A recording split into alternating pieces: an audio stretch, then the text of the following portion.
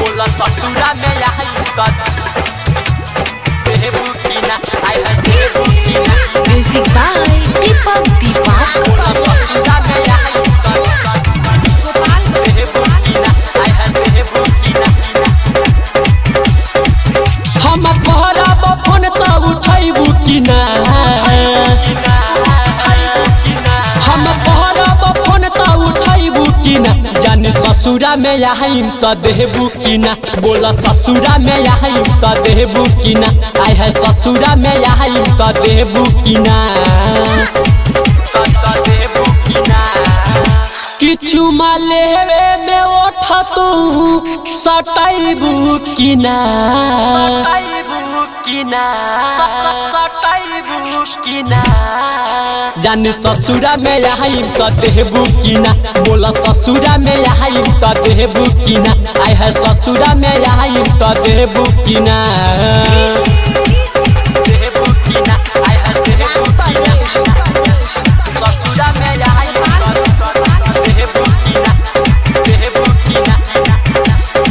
Bajrang recording studio अपहर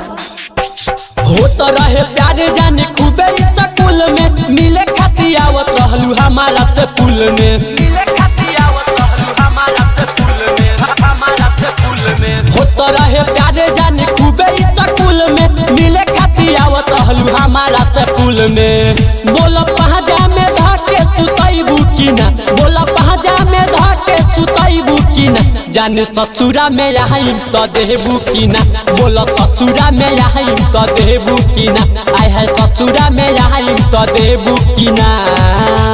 आई है ससुरा में आई देबू की ना देबू की ना आई है ससुरा में आई देबू की ना आई है देबू की ना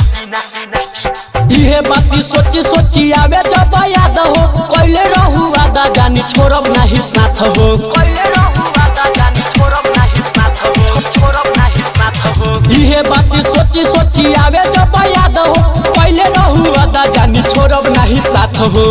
राइटर चंदन के माजा चिखैबू कि ना दिनेश गुडू के माजा चिखैबू कि ना जाने ससुरा में आइम त देबू कि ना बोला ससुरा में आइम त देबू कि ना आय है ससुरा में आइम त देबू कि ना